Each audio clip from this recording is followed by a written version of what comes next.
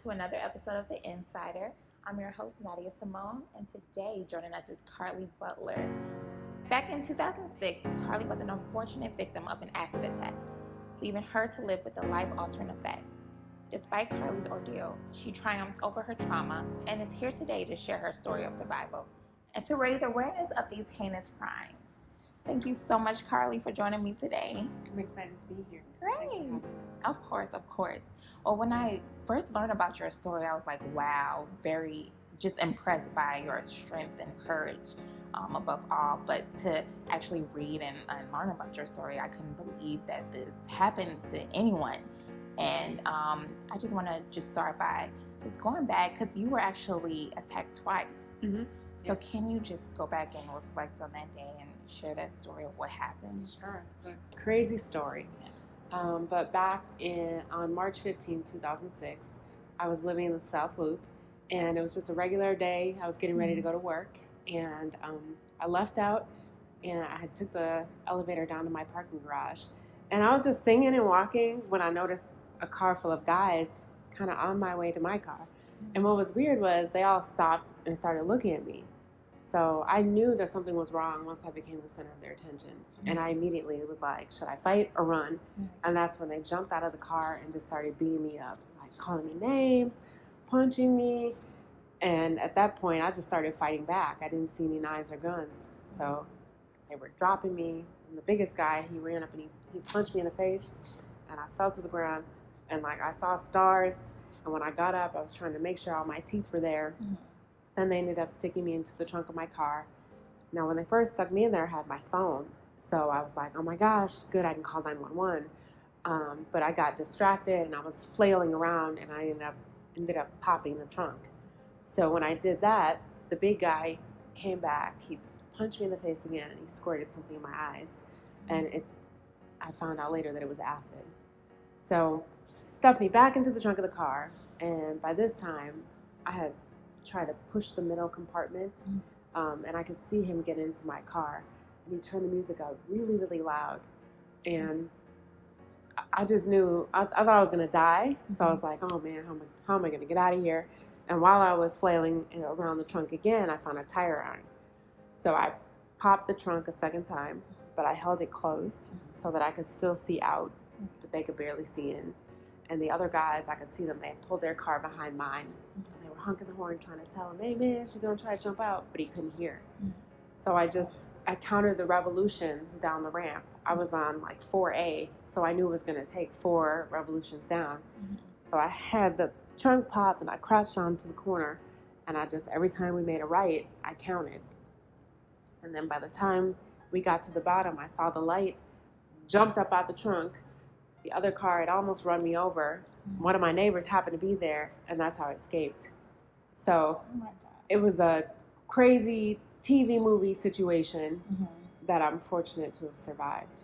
Absolutely. So that was the first initial incident. That was the first attack. So after that attack, did you think why this was happening, or did you, I'm sure you were very fearful after that attack. Of course. Yeah. I kept thinking like, oh my gosh, who would want to get me? What did I do to anybody? Meanwhile, I had no enemies or no issues like that. So the police started asking me about the people in my life. It turns out that my boyfriend at the time, while he hadn't been arrested for anything, he was involved with some things in the streets that he didn't tell me about. So they believe it was a connection to him. So like a retaliation yes. type thing. Wow. Oh, gosh. So after the attack and everything, were you more on alert, or were you just like, okay, just living regularly after that? Oh, absolutely. I was on high alert. I was afraid to go anywhere by myself. I thought somebody was always out to get me.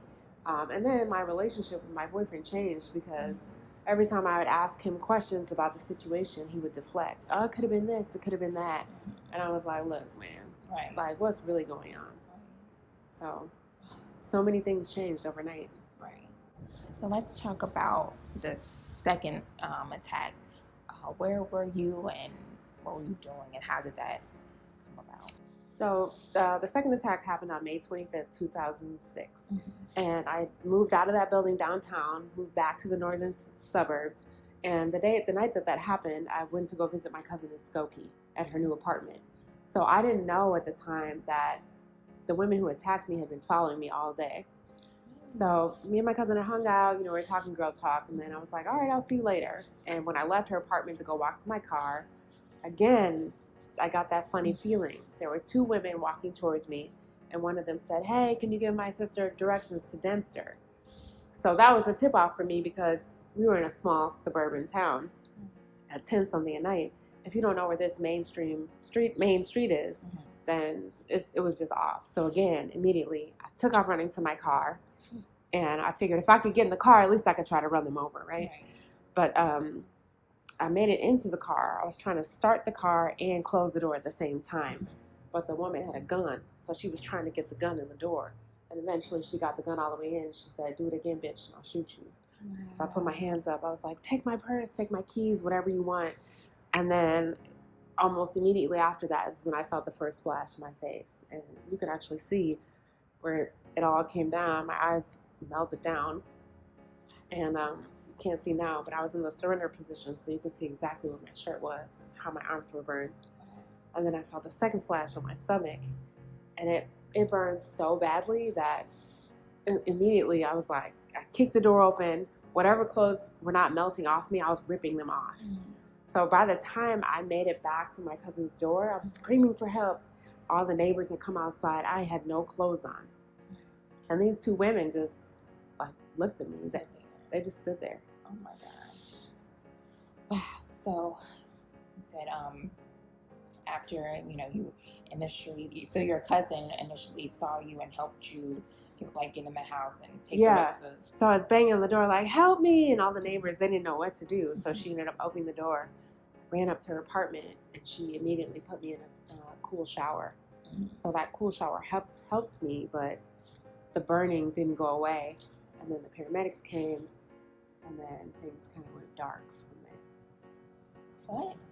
I mean, I can't imagine. What was going through your mind? I mean, through everything, because I know I saw pictures, and you had lost your hair, right? And you had like open sore wounds and everything. What was going? I mean, did you see yourself after everything, like after the initial attack, or did it take time for you to look at yourself? Well, when my cousin let me up into her apartment, I got out of the shower, and when I looked in the mirror, my skin was like falling off my face, and I was like, oh my gosh! Suddenly, my face blew up and was all red. I was like, who is that? I didn't recognize myself. And then when I was admitted to the burn unit, at first I didn't. When I accidentally saw myself in the mirror and was like, oh my God! And that was so disturbing to me that they had to remove all the mirrors out of my room, out of my space, because I didn't recognize myself. So I literally went to sleep one person and woke up someone else. Like when I woke up, they'd shaven my head completely. My eye wouldn't close. My skin was all burnt. It was awful. Yeah. So how long were you actually in the hospital? I spent 6.5 weeks in the burn unit. And I had never spent a single night in the hospital before in my life. So I was thinking, they told me a story. They were like, oh no, we'll get you out of here in 2 weeks, just to calm me down. But I was like, I gotta get out of here. Help me, help fix me. Right. Wow. And so did they ever catch those girls who did it? They did. So actually, they arrested 2 women. But only one was held accountable for what happened to me. And she is currently serving a 15-year prison sentence in the Illinois Department of Corrections for 2 counts of heinous battery. Wow. Yeah. Only 15. Yeah, it's interesting how the law works with heinous battery. The minimum is 15, the maximum is 44, I think. Yeah, she got 15 years. Did you have to go to court and face her? I did. That's a whole another monster. Like going to trial was very scary. Fortunately, I was paired with some amazing state's attorneys who walked me through the process and my family and told me what to expect. But I started to doubt myself through the process, questioning myself whether or not I identified the right person. And the moment I heard her voice, the earth stood still, and I knew that was her. Wow, that's so. But so she, got 15 years. But did it seem like still like justice wasn't served, or you still had damage, physical, emotional damage from that? That's an interesting question because, initially I was angry. My family was angry. Like, Right. we wanted to do something and get them back. But like, over time, I had questions about her and her life. Like, what happened to her? What would make her do something like that to somebody? And then when we were in court, I got to see her daughter, who was a teenager. And a lot of people don't know this, but I lost my mother the year before this happened to me. So I kept feeling like, why would she put herself in a position to be away from her child? Like, I know that feeling. It feels awful. So I know that prison is not rehabilitative. It's not. So whatever her mental state was at the time, I don't think that those issues were going to be addressed. So whether she was in prison 15 years or 45 years, unless she was getting mental health services and some kind of intervention, then I don't know. Yeah. Like, I still think about her. I think about her family. Yeah. I wrote her a letter a couple years ago. Really? Yeah, just wanting to know, like, how is she? Yeah. Why? That's really, I applaud that, because I don't know if I could. Forgiveness is a huge thing, and I'm sure that's the first step of recovering and getting over.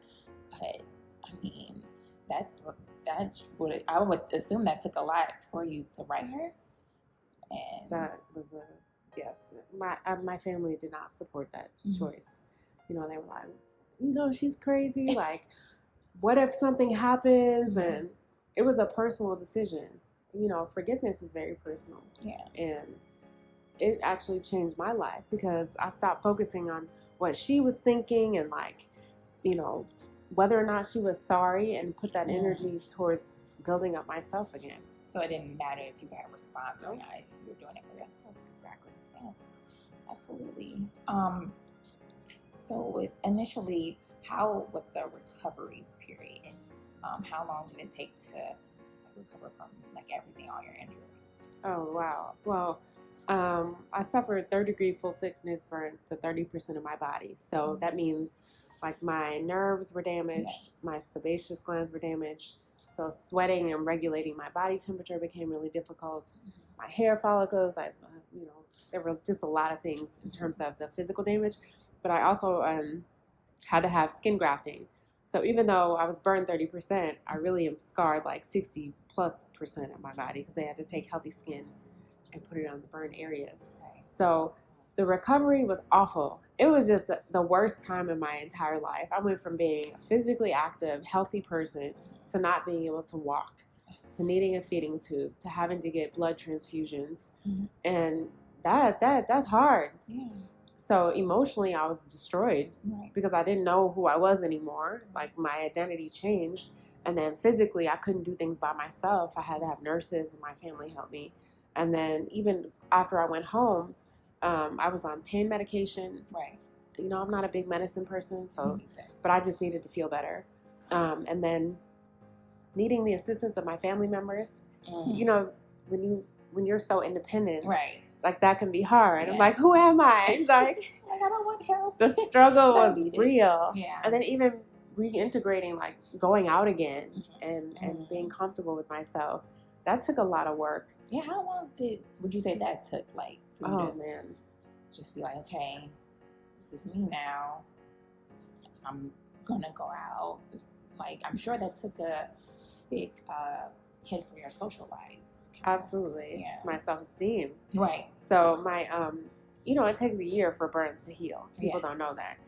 But emotionally, like, I was still trying to figure out, like, what's next for my life? These are really going to be here forever. Like, I can't wipe them off or cover them up. And over time, I just started to accept them. Like, this is who I am. Right. And that was freeing for me. Because I don't have to pretend I'm somebody else. Sometimes I have bomb eyebrows. Sometimes I don't. That's you. Sometimes I wear makeup. Sometimes I don't. But I'm still happy with who I am. Yeah. It just took a long time to accept that. I get it. So from accepting, what when did you finally accept that, you're scarred? When did you finally accept it? Ooh, I can't pinpoint a specific moment, Mm-hmm. but it was definitely a journey of acceptance. Like a little bit here, a little bit, and then it was like, oh, okay, this is who I am. Right. I don't know, it took years. Yeah, Years, because I was very social. I was very outgoing, active, and then I became a hermit. And then I was like, I can't live like this. This is awful. Yeah. Well, so what would your advice be? Because I know there's a lot of women that have gone through what you went through, whether it be a different situation. What would your advice be for them to, accept what they're going through now, and the road to recovery, emotionally and physically? That's a good question. I would say joy comes in the morning. I mean, pain and sadness does not last forever. You just have to do the work on yourself. And just don't give up. Right. Don't give up. I kept wanting to give up. There were times when I literally thought I could not imagine a future for myself. And that place was so scary and dark. I never want to go back there. But it's real. And I had to, rely on my faith and spirituality. I started practicing gratitude. I had to think about the other people who love and care about me and really be open to their love. And then I started focusing on the things that I really was passionate about. And that helped kind of bring me back. But the thing is, I don't ever want anyone to think of me as a victim. Right. So like when you're initially impacted by a crime or by violence, you are a victim, right? The police call you a victim. The courts call you a victim. You are essentially a victim because someone has violated you in some way. But once you get through the pain and the shock of it all, and you grow from that, you become a survivor. And I feel like I've been in that space for a while now. So when I share my story, it's not to shame anybody, my boyfriend or the woman who attacked me. It's definitely not to ask for any kind of pity. I don't need that. I'm very blessed and grateful. But I share my story because I want to remind people that God is real. This is it. My story is not my own anymore. Like, it's possible to get through all this crazy stuff and still live a full life. Awesome. I love it. Did you ever, going back to, you say you had to rely on faith and everything, but was there a point where you ever, question, or did, blame yourself at any time, or just, had all these questions, second guessing to why this happened? Absolutely. I was like, why did I even get involved with this guy? Why didn't I ask more questions? There was a time when, she held a gun to my face. It was a .22, so it was a small gun. I had really convinced myself that I should have just let her shoot me because it was a small gun. I probably could have survived those bullets, right? Instead of enduring this. And that's crazy. Yeah. But that's the space that I was in. So. Wow. So did you, after, you accepted everything, is that when you started educating yourself about acid attacks and helping other victims? Absolutely. Like, when I was first burned, I didn't know what they had used to attack me. I found out later what it was, that it was battery acid. And then I immediately started Googling acid attacks because it doesn't really happen here in the United States. That's true. There's a very small group of us and we all know each other. But I learned that it's something that happens every day in countries like Pakistan, Uganda, Cambodia, Bangladesh, every day, which is crazy to me because it's a form of gender violence. Gender-based violence mostly happens to women. And I'm privileged because I was in the United States. I had great health insurance. I had a supportive family. I had already been receiving mental health services. I worked in a very therapeutic work environment, so I was able to reintegrate really easily. But what if I didn't have those things? Like, where would I be? Like, I had my contact lenses saved my vision, so I could have been blinded. I hear stories all the time of women losing their vision, their noses, being completely deformed. So I'm thankful. Yes. So, and that's what I was going to touch on because I see it, like you said, it doesn't happen here a lot. So with you advocating for the victims that are here Mm-hmm. or, all over the world? Like, what are you doing yourself to raise awareness currently? Well, one of the first things that I did, there was a woman named Esperanza Medina who was attacked in 2008, I believe. And I immediately tried to, when I read her story in the paper, I immediately tried to reach out to her and find her, because I didn't have anybody to help walk me through it, to say, this is when you'll start to feel better. This is what you can expect. And then we ended up connecting.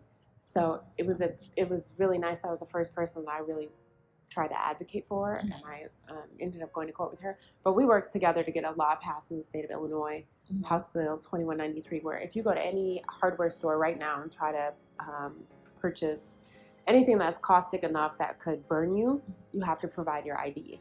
So it's just a preventative measure, but that's enough. But we just don't want it to happen to anyone else ever again. So that was the first thing. I was like, oh, wow, I'm trying to help people, not knowing this would ever be my life. And now I work with young women at a nonprofit organization who have just experienced some kind of hardship. So it's kind of crazy how this has all come full circle. Yes. Yeah. So do you feel like this is definitely your purpose now, to help others and raise awareness of these this crime? Absolutely. I'm exactly where I'm supposed to be. I would not change a single thing. So what does the future hold? Finishing up my first book. Yay! Which I'm self-publishing. Oh, wow. Yes. I can't wait. So May, June. Yeah. I'm excited about that. It's been a labor of love, because it's been almost 12 years. Oh, wow. So that's happening. I have a TEDx talk coming up, which I'm super excited about, on May 1st at DePaul University. And I'm just trying to do good work. Yeah. I don't know. Just serve as just be a good citizen. Yes. And you have a son. I have a son. Yes. And so does he understand what's going on with mommy and everything? Is he more aware of what you've been through?